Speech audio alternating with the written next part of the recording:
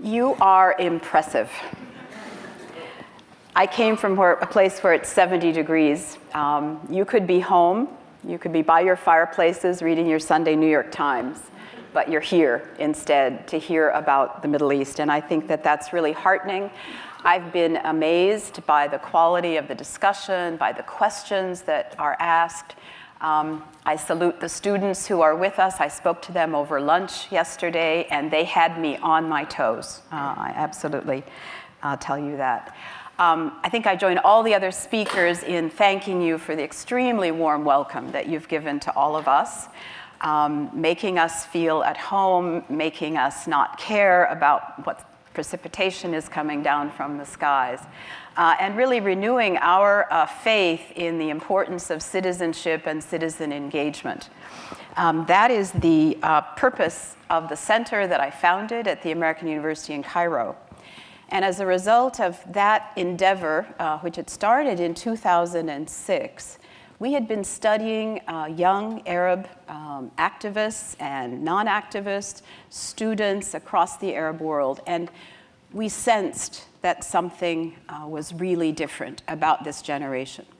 They were not waiting for adults to invite them to join gray-haired people's NGOs or activist groups. They were starting their own community service organizations, activist organizations. They were politically much less fearful than an older generation. And they were suggesting to us that there was going to be a rupture or a break with the past. And we didn't really realize how significant that was going to be, obviously, until these Arab Spring revolutions began across North Africa. I was watching YouTube. I was watching the mobilization that was going into the January 25th demonstrations from Cairo. When I saw the Facebook invitation reach 70,000 young people who said they would be there, I figured I better put on my flak jacket and get down there too and see what was going to happen. But I hedged my bets by attending a meeting of the Open Society Foundations that morning in a hotel that faced Tahrir Square, where the discussion was on higher education and young people across the Arab world. And I have to tell you that the people in that room, the international donors, the local experts, the university professors, were all very disdainful when I said, let's begin looking for places of entry, leverage points within Arab universities, because it's only a matter of time until there's going to be real change. They said, yeah, right, not in our lifetimes. Look out the window. There was supposed to be a demonstration today. Nobody's showed up yet. And this was at about noon.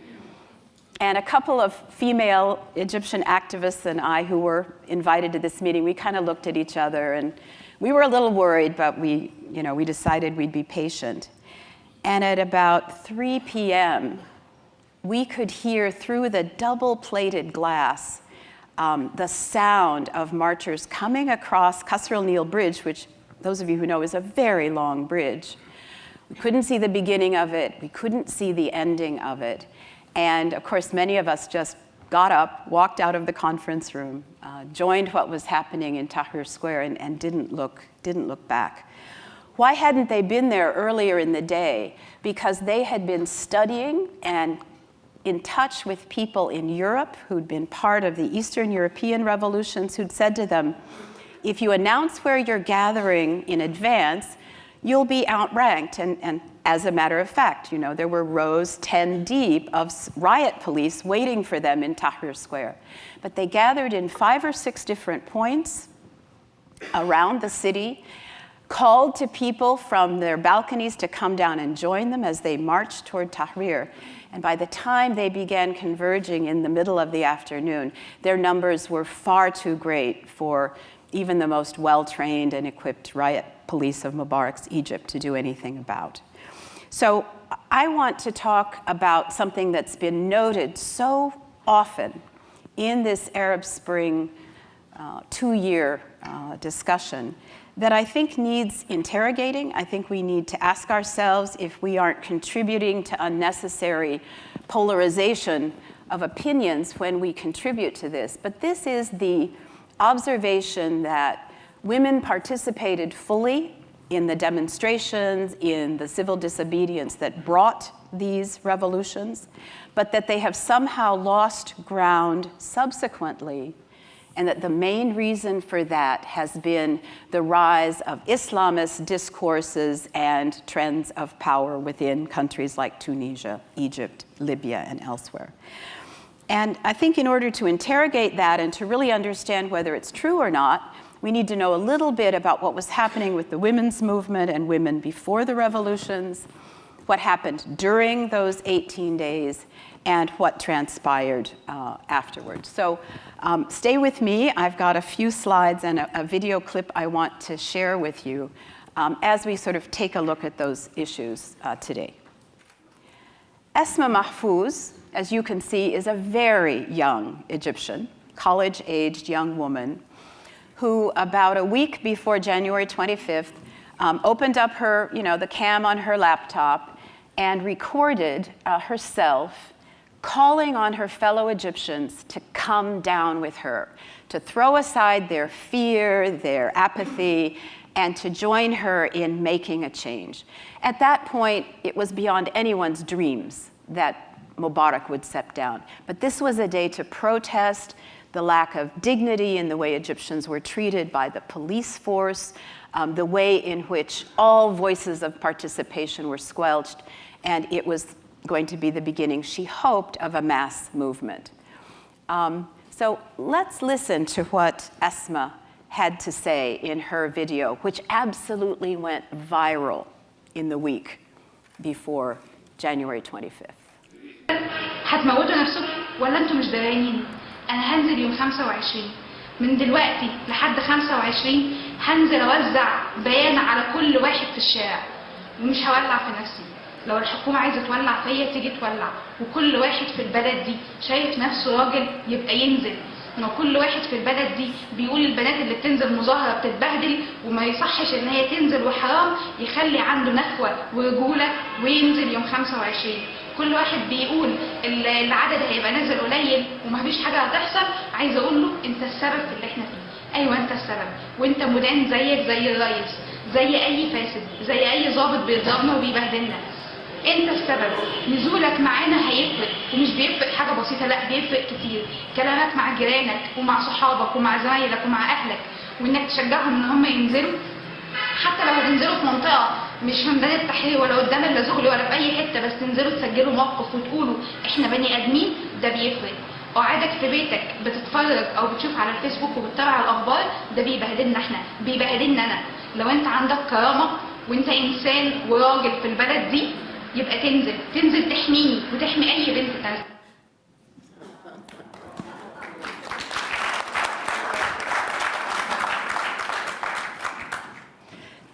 Just to follow up on Esma's story a little bit, last summer she and a group of young revolutionary activists came to us at the American University and they said, we've lost out. We don't know how to run for parliament. We don't know how to walk into the office of governors and demand things.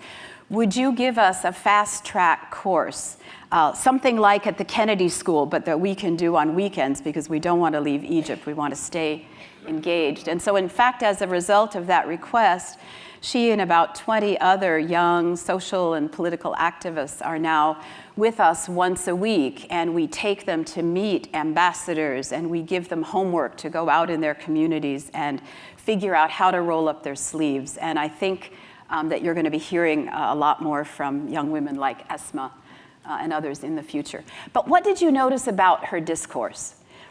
She's not just a citizen calling on her fellow citizens to come out and change something in Egypt. When she wanted to motivate or mobilize, she uses a very gendered discourse. Did you notice it? If you are a man, come with me. I'm a girl, but I'm gonna be there. If you're a man, join me. Come and protect me.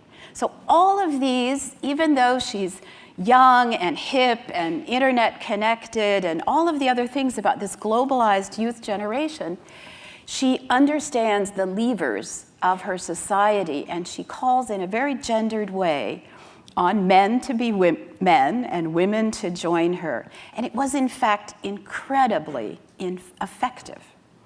And she wasn't the only one. About 3 years earlier, there were huge labor protests in a Delta town called Mahalla Kubra. And one of the most effective things that happened there was that working class, poorly educated women started a sit-in in one of the factories. And it was actually a sleep-in. They took their blankets and their little kerosene stoves and their children, and they camped out in the factory and called out and taunted men to come and be men and defend their rights as workers. Some of them had not been paid the bonuses and the overtime due to them for 10 years. And they won their fight because of this mobilizing, okay? After the revolution was over, we've had some very aborted and not very effective opposition organizing efforts. But one of the most effective was a group of women who started a campaign called No Military Trials. At that point, 12,000 Egyptians, many of them under the age of 16, had been rounded up, taken to military camps under military rule in that interim period, held without trials or tried for 5 minutes behind closed doors and disappeared into military prisons. And they organized a campaign that was so effective that the military had to back down, had to start passing new rules and regulations about who would be eligible or who would be subjected to military trials. And as a result of that campaign, another group of women started a campaign called Asker Kazibun. I know some of my students in the audience will understand that that means the military are liars. And what they did was to juxtapose clips of the men, the brass standing up and telling the Egyptian population how they were going to be protected and served by the army, and juxtaposing it with clips of how the army was beating peaceful protesters, taking the clothes off of women, and absolutely mobilizing against this kind of military violations of due process. They would stretch sheets across, the public squares of small towns like yours in Camden, call people out to watch these videos on a sheet at night. And it was, again, so effective that the military had to break down. So women are brave, women are active, but there is a problem. And I would argue that the problem is that patriarchal ideas, habits of mind, gendered understandings of what my role and your role is are very deeply embedded in Egyptian and other Arab societies. And they will not be overthrown because of 18 days in a square. But there's tremendous progress being made, and I'd like to kind of walk with you through some of the issues and some of the progress that's being made. First of all, Tahrir Square and the squares of major Egyptian cities during the January 25th revolution were almost utopian spaces in which, for the first time ever, rich and poor, educated and uneducated men and women were mixing together, forming common cause. If you walked through the square during those days, it was just little knots of people talking and engaging. And what I would notice is that if any of the chants ever sort of spilled over into violence, or if, a man got kind of carried away and started beating in the air, groups of young women would surround him saying, Silmiya, Silmiya, keep it peaceful, keep it peaceful. But this dialogue was going on all the time. There was not one incident of gender or sexual harassment or violence during those 18 days until the day that Mubarak stepped down and the square began to fill with pleasure seekers and everyone else. And then the problem with sexual violence began. Men and women, veiled and unveiled, they absolutely stood side by side. They confronted the violence of the security police, and they made the revolution happened. When I say a utopian moment, part of what I mean is that the usual gender reticence between unrelated men and women broke down. Even though the riot police had been a hated enemy, there were moments like this of euphoria. And it's just wonderful that so much of this is captured. Another reason that it was a utopian moment for Egypt was that it was the first time in many years when people could forget who was a Christian and who was a Muslim, could leave behind being depressed by the way the old regime had pitted the sects against each other as a way of keeping everybody off balance. And it was absolutely a moment of unity. But unfortunately, it was a fleeting moment of unity. And it was also a reminder of the deep-seated problems that the society faces that came back with actually crushing force very soon afterward. The Muslim Brothers and the Salafis were not in the square on January 25th. They didn't believe any different was going to happen, and so they told their people to stay away. But they certainly joined in. As soon as it began to look like it had a chance of success, they were there. And they began to put up their stages. They began to call it their revolution. And I think most revolutionaries would give them credit for having kind of street smarts. Many of them come from a scrappier background, and so the kind of hand-to-hand combat and street fighting that was necessary during those 18 days was often had Muslim Brother youth and others in the forefront. But less than a month after Mubarak stepped down, you remember that was on February 11th, International Women's Day was a moment for Egyptian women to come out and call for their continued inclusion in the process that was going to go forward. And so a group of men and women, it was actually rather small, stood on the curbstones in Tahrir Square with handmade signs that called for equality and inclusion and respect for women, because already there were beginning to be some incidents of sexual harassment. What happened to that small movement was very frightening. Within an hour of them gathering in the square, men with beards, most of them young, came up and took the posters out of their hands, threw them on the floor, stomped on them, began shouting at these women, "Get back to the kitchen, get back where you belong. You have no place in the new Egypt." And so the lines of this discourse between Islamists and more secular, or let's say progressive forces had begun.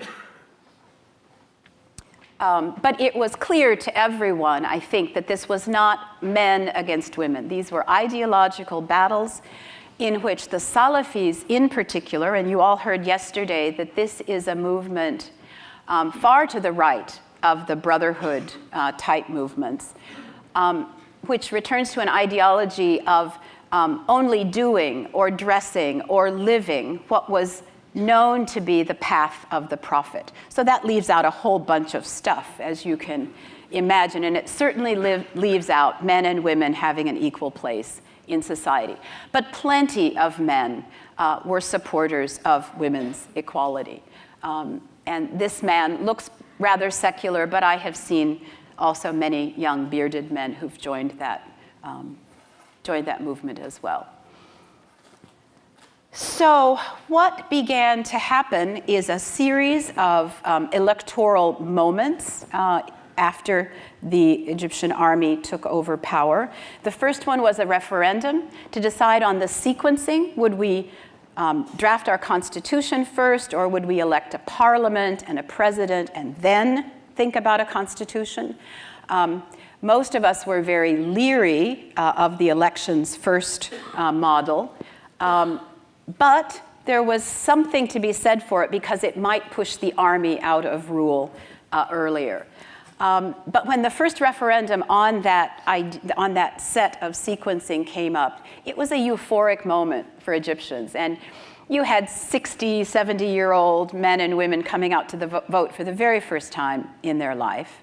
You had very high rates of turnout. And a kind of, this woman looks a little bit grim, but it was actually a kind of a festive time. In upper middle class neighborhoods where the lines were particularly long for women because the army hadn't anticipated that many women would vote. They never voted very much in the past. So lines for women were much, much longer, and Costa Coffee would send out their waiters to take coffee orders and bring them back to men and women in these long lines. And there was a lot of discussion about, what it all meant on these long lines. But we entered into a period in which secular forces needed to organize. The Brotherhood and the Salafis were organizing for first parliamentary elections and then an election for a president. Many, many women were voting for the first time. They had either given their voting cards to their husbands or fathers to vote for them, or they hadn't bothered because no one believed elections made any difference. But I think the question we should be asking ourselves is, did opposition forces do any better job than Islamists in including women and promoting them into these first elected bodies? And the answer is no.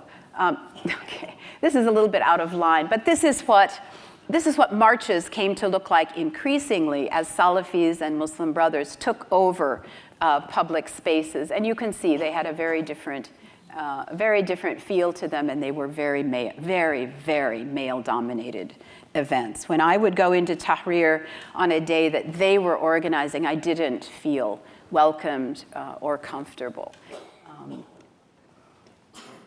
All right, the Muslim Brotherhood's party is called the Freedom and Justice Party. They ran lists of candidates, and you can see the large proportion of women that they allowed on their list. This is pretty typical of a party list of the FJP, but unfortunately, they had the ability to mobilize voters. And of the 8 women only who made it into a parliament of 444 seats, 6 out of the 8 were FJP women. So at least they could get out the vote and they could get a few of their women into parliament. But Egypt missed a real opportunity in deciding its election laws in that interim period. Tunisia was much smarter than they were. They said every party can decide how they want to run candidates, but you must have a zebra list. And by that they meant you can list a man's name first, but then you'll have a woman, then a man, then a woman candidate, and then a man. So whether your party got enough votes to get 2 people in, or 6 people in, or 7 people in, there would always be female representation. Egypt did not do that. Egypt eliminated the quota system for women in the parliament, which had existed before, unfortunately. So we did not have strong representation either in the Islamist parties, and this is the point I really want to make, nor in the more secular opposition parties that presumably wanted to see full inclusion of women. So this is just giving you an idea of what some of the campaign cards and slogans looked like for more progressive women. Jamila is married to a very important activist in the country who was in and out of jail, Ayman Noor, under Mubarak, and she was an independent candidate. But all of them complained that local councils would not give them space for their campaign speeches, that people did not donate big money to their campaigns, that people simply had more confidence in male candidates, and thus this very, very disappointing outcome. Nick, is this correct? Because for a long time it was on 0. No, it was. Barbara, just keep going and speak as long as you'd like, and we'll. Okay. I had no idea how long I had, and suddenly I've got 5.5 minutes. It's to keep me awake this morning, obviously. All right, so women did appallingly poorly in the first round of parliamentary elections, and then we went in to a presidential election in which, if you'd like to know the kind of people that the Muslim Brotherhood were putting forward, Azza Garf has become a particularly controversial figure in Egypt. She's a very prominent spokesperson for the movement. She thinks that women themselves are responsible for the sexual violence that they experience. If they're in public space, they are asking for it. She's also a supporter of lowering the age at marriage for girls so that it would be possible under the UN conventions for girls of 14, 15, or 16 to get married.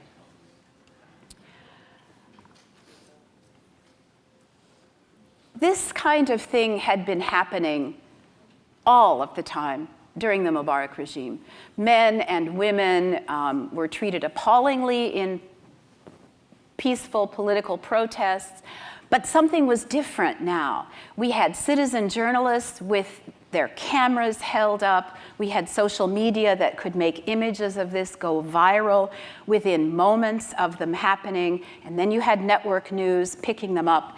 And so the blue bra girl, even though she was one woman, became, again, symbolic and iconic of the brutality and the lack of reform of any of the security systems in the country. And so despite what the headlines tell you, and despite how appalling some of this imagery is, I just want to remind you that Egyptians now have the ability to fight back. Arabs have the ability to fight back and to expose the things that they're unhappy about. All right. What about the ideology of some of these Islamist parties? This is actually a poster that was in circulation before the revolution, but nothing has really changed afterwards. If you look at it carefully, the cellophane-wrapped lollipop is avoiding the flies. The unwrapped, the unveiled lollipop is attracting the flies. And if you kind of deconstruct the slogan, you can't stop them, but protect yourself. So what's the message? Men are flies. Men can't control themselves. So you have to cover up. And you do that because God knows what's better for you. This is the kind of thing that mobilizes and enrages the women's movement, but that I think these parties are going to have to become more sophisticated about going forward. But so far we have not seen the evidence of that. Another election candidate.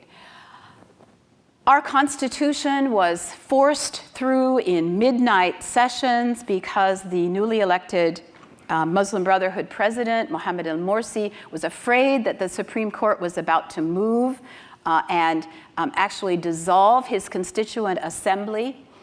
This caused an incredible new round of citizen outcry. Women appeared in these demonstrations carrying their shrouds, making the point that they were willing to die, and they were bringing their shrouds to prove it, for not allowing this government to grab power and become another dictator, another Hosni Mubarak in the making. In that particular demonstration, this was November and December of last year, about 1 in 4 people in the streets had never protested in any of the foregone demonstrations, suggesting to us that people were getting up off the couch, the middle class was coming forward to sort of say no to what seemed to be slipping back into old habits. Why was this woman unhappy about the Constituent Assembly? Why did she feel left out of it? What's wrong with that picture?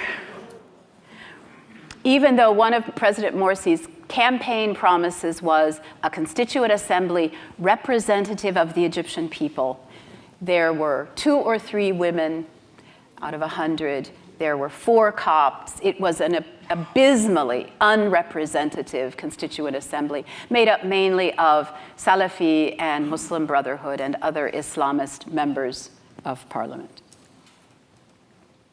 He seems to really like to use the didactic finger, doesn't he? Yeah. Okay, I just want to close because one of the really encouraging things about the Arab Spring has been a flowering of art and culture as a means of expression, of protest. And women have been really in the forefront of this. It's an arena where they cannot be intimidated away. They are painting. This one is on the I think this is on the walls of one of the downtown campus buildings of the American University in Cairo. We will never run out of heroines. I'm just going to run through these quickly and let you get a sense of how they're using art to make their messages. Whether we're fully veiled or partially veiled or our hair is uncovered, don't try to tell me what to do. Don't try to categorize me. I love this one. And this is now being repeated on walls all over Egypt. And I'm sure it's going to end up in a museum somewhere soon. Most recently, the appalling levels of sexual harassment in the streets of Egypt, which I'd like to say to you are probably organized. The mass gang rapes of women in Tahrir and elsewhere, whenever they can capture one of the young men involved, they all report that they were handed 100 pounds and told where to go and how to do it. So while we don't know exactly who is behind this, we do know that it's not characteristic of a breakdown in society. It's something very, very well planned. But as a result of that, in 20 different cities around the world, including here in Washington, people organized in front of Egyptian consulates, calling on the Egyptian government to speak out about this, to reform their security forces, to be sure that this kind of planned and organized intimidation and terror really cannot continue. I like this one. I actually saw it several times without realizing that it was a map of the Arab world made into a woman's face. Isn't that beautiful? And I want to just close. We can have time during the discussion because I do think the time is out, by saying a little bit about what we need to do going forward. And there I want to leave Egypt, and I'm sorry if you thought I'd be talking about the region. I've lived and worked in Egypt for 38 years, and it's the place I know best. But in Morocco, there's a really interesting movement called February 20th. This is a movement of very young men and women whose goal is parity of men and women, not equality. Parity in the fight for social justice, economic justice, and the kinds of society they want to see in Morocco. And they're doing this in a very interesting way. They say, our mothers and grandmothers understood feminism as separation, as forming women's organizations and demonstrating as women and working as women. We want to integrate. We want to work together. We want to kind of diffuse the gender battles by saying men and women will come together who have common cause. They will fight together for women in parliament or poverty programs. And all of the team leaders will be a triumvirate of 3. There will not be such a thing as a committee chairman or chairwoman. And our only requirement is that one of the 3 be a woman. So by definition, you will have diversity, you will have mixed leadership. And this has gotten traction, and it's actually come to the attention of the authorities, which always is a way of knowing that you're somehow effective. And as a second wave feminist, someone who very much was a supporter of older ways for women organizing, I think that this is probably an important way forward. Because after all, if I take you back to the 18 days and we think about what made it a success, it was exactly that blurring of the lines of diversity in Egyptian society, where everyone stood side by side, everyone made common cause, and they began the first steps toward this dream of the Egyptian society that they want to see. And so I hope you will all join with us in that journey, and I hope that when I see you the next time, we can talk about some wonderful successes along that way. Thank you very much.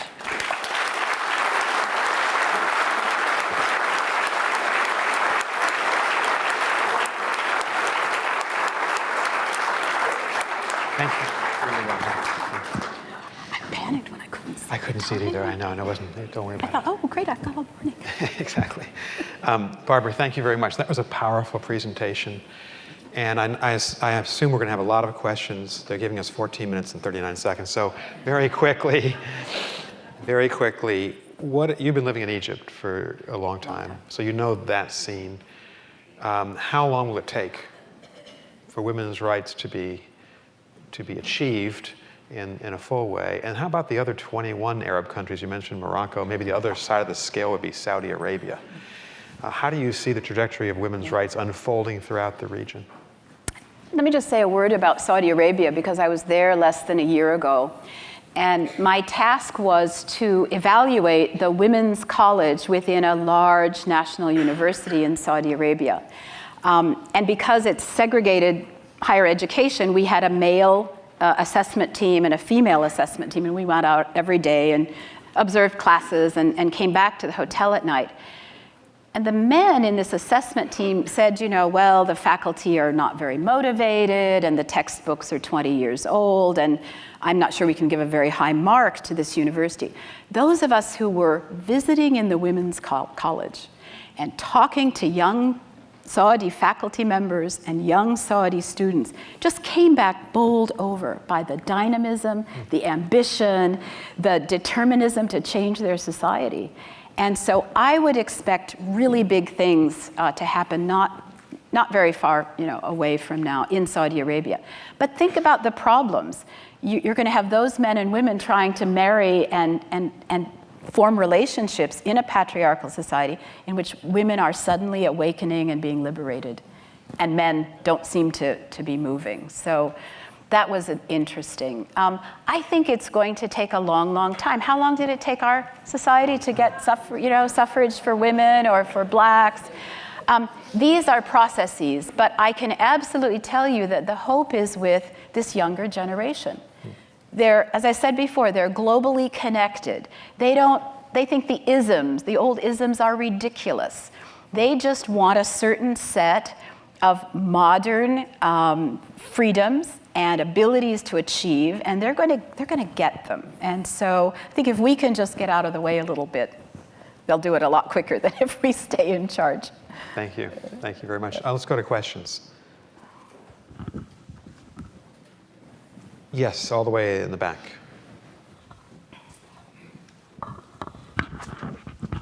Kathleen Sutherland from Portland, Maine, and I teach on this field. One of the criticisms I have been reading about regarding the women's lack of participation after the first period was the problem that under Mubarak, there were substantial gains for women. And there was kind of a reaction against that. They were against the Mubarak regime, therefore, there was a cost to the women's participation. And another point, just a little point, but I think it's important. I've read that Jamila Ismail divorced Ayman Noor. She did. And she went on to run for parliament, I believe.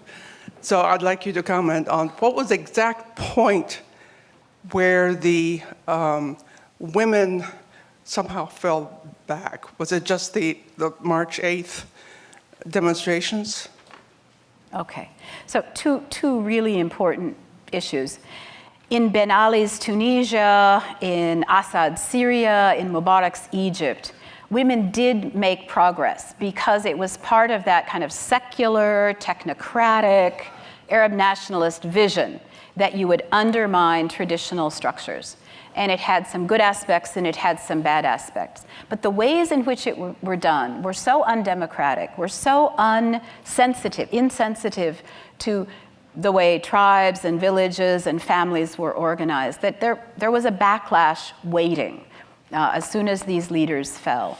I give Suzanne Mubarak credit where I think credit is due, because over the years, she began to speak out, for example, against female genital mutilation in a way that no other First Lady had ever done before. She got legislation passed that criminalized that practice. But you can understand that if that's done in a context of police brutality, lack of respect for rights, and dictatorship, that it could get thrown out with the bathwater in these moments of revolution. So the Islamists, who are against all of these progressive measures, label them as Western, as imports, realize that the potential of liberating half of their population is that they will lose a lot of control in their families and in their communities, are using the fact that they were associated with the old regimes to mobilize public opinion against them. And it's a very dangerous moment. The Salafis would like to have the marriage age for girls reduced to the age of 12 in Egypt. And there's, of course, the majority of Egyptians will never go along with that. But it's a danger. Who would have ever thought we'd be having that discourse today? I don't think you can pick a moment, and really the point I was trying to make is that there were a lot of problems that women faced in the Mubarak era. There was a moment in which we were able to set some of those problems aside, but they've come back full force. And that opposition leaders have got to get more courageous now about gender issues than they have been up until now. They didn't push back and fight for those kinds of zippered lists or quotas that I was telling you about. And that's our problem right now, is that we don't have strong gendered leadership anywhere in the political spectrum. Right. I want to ask a quick follow-up. Obviously, I think we would all assume that this has to be a battle fought in the Arab world, in their societies. But you're at AUC, which is both an American institution and very much an Egyptian institution. How do you see your role as an educator in trying to promote the kind of change that you want to see? And how difficult is that? Well, the American University is a very blessed environment because it always sort of flew under the radar. National universities cannot do the kinds of things, or could not, and have the kind of freedom of speech that we have there.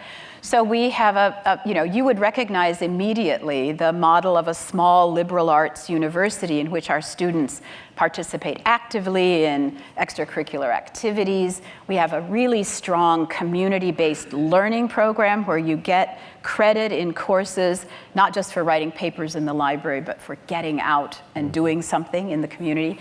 This is instilling the skills that made for revolutionaries, and I'm very proud that our students and alumni and faculty were right there in the forefront and continue to be.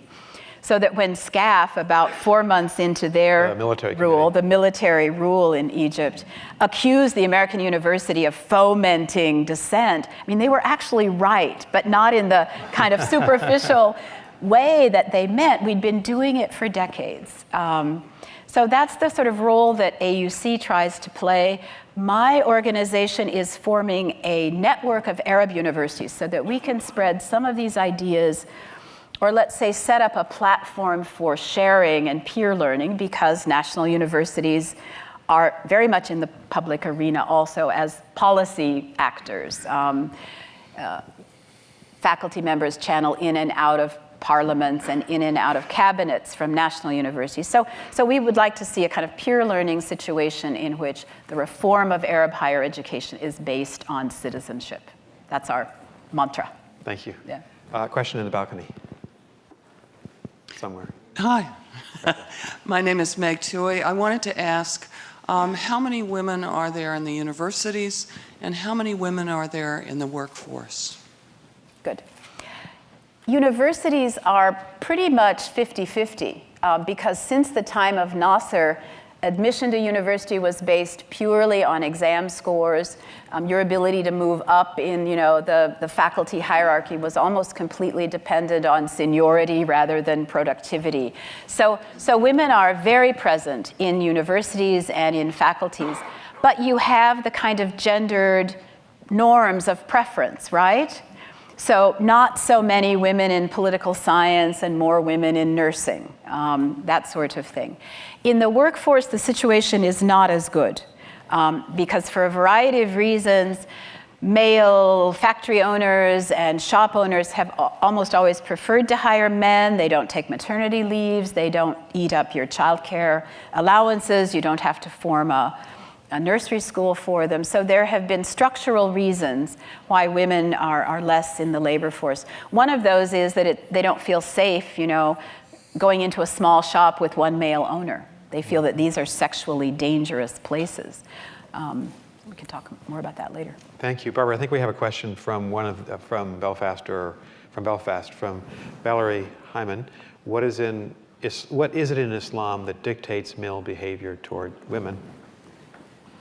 Okay, well, that deserves a whole morning's discussion, doesn't it? I can't do that in the 4.30 seconds that remain. Yeah. But I think most people who really have studied the faith and who understand it deeply would say that Islam, when it was introduced historically, came to liberate women from much worse conditions that they had suffered in Jahiliyyah times in the Saudi Peninsula, and to elevate all believers as being equal in the eyes of God. And there's never an intermediary, as you know, in Islam. You stand before your Maker as a believer, not as a man or as a woman. But as in all of the major world faiths that we know, men take over the preservation, the interpretation, and the continuation of these faiths. And they have used certain conditions or certain sayings in the Quran that related to Saudi society at that particular historic moment and reified them and elaborated on them, and they have come to create inequality. So, Islam is waiting to have its moment of liberation theology, and I can see the beginnings of it a number of places in the region, in which it will be just as possible to achieve equality, I think, within Islam as it has been elsewhere in the world. And we've got to acknowledge, especially those of us, I'm Catholic, the Roman Catholic Church has a long way to go in the same struggle as they meet to select the next pontiff. And she will not be a woman. She will not be a woman. Exactly right. Exactly.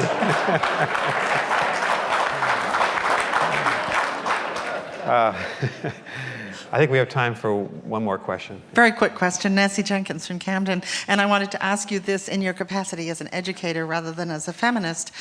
We were talking yesterday about what we as U.S. citizens and what the U.S. government can do to move things forward in the Middle East. And it strikes me that there are three very great educational institutions, Roberts College in Istanbul, AUB, and AUC in Cairo.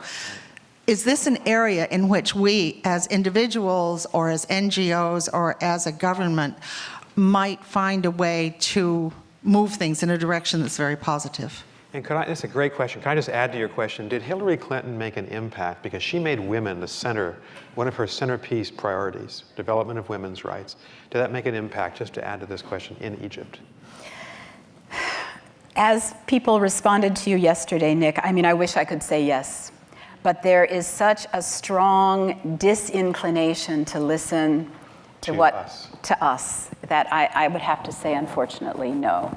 Although, there's a lot of hypocrisy in this as well, because a lot of Egyptians today, and women are among them, are saying, where is the strong voice of Obama and the State Department when Morsi doesn't speak out against sexual violence, or does not. When the Egyptian government isn't doing what it should be doing, there's not a strong critical voice.